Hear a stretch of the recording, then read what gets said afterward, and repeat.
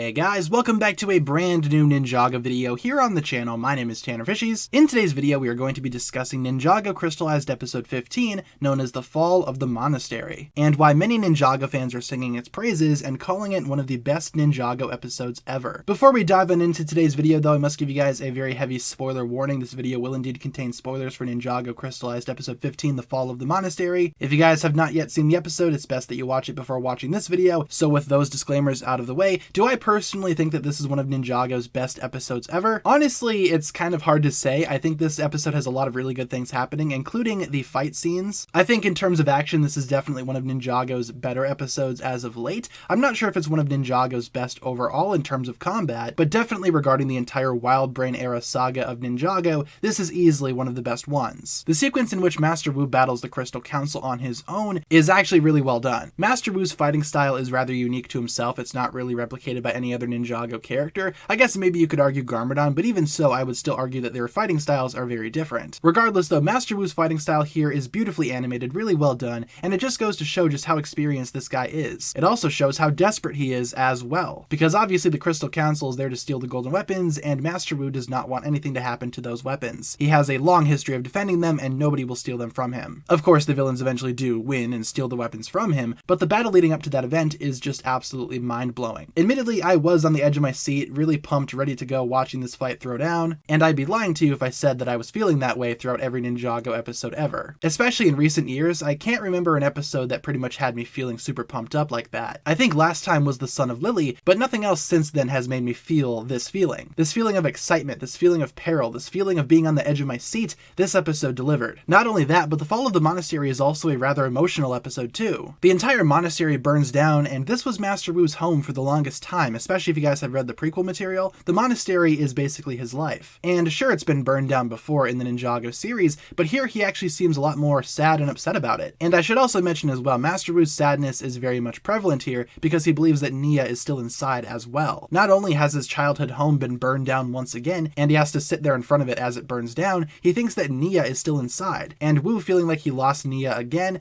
those feelings hit hard. In my review, I gave this episode a perfect 10 out of 10 score, and I still stand by that, obviously enough. I think this episode is the best crystallized episode that we've seen so far, and that's not to say that the other ones were bad, most certainly not. This episode is just on an entirely different level here. I think it's easily the best crystallized episode so far, and I would say it's one of Ninjago's better episodes, I suppose. It's hard to compare this episode to previous episodes in the series, especially the older, longer episodes, but still, this episode was really well done, and the more I think about it, the more I like it. From what I can tell, a lot of people love this episode for the same reasons that I love this episode. Do I think it's one of Ninjago's best episodes though? In terms of the Wild Brain saga, most definitely. This is easily top 10. In terms of the entire Ninjago saga from 2011 to now, honestly, I think maybe it would make top 20. This may have been one of Ninjago's strongest episodes to date. I wouldn't say it's one of the best episodes overall, but definitely one of the best in the Wild Brain saga, and for sure the best episode of Crystallized that we've gotten so far. Again, though, that's just my opinion. Feel free to leave all your thoughts and opinions on this episode down below in the comment section if you have seen it. And if you guys have not seen this episode just yet, but you've watched the entire video here, you should probably watch this episode as soon as possible because I think you would greatly enjoy it. Thank you all so much for watching today's video, everybody. That'll pretty much wrap it up for my thoughts here today. Just a quick video discussing whether or not The Fall of the Monastery is one of Ninjago's best episodes to date, and feel free to leave your comments down below as well. Thank you all so much for watching. If you enjoyed today's video, be sure to like and subscribe, do all that fun stuff, and I will talk to you guys again later. Peace.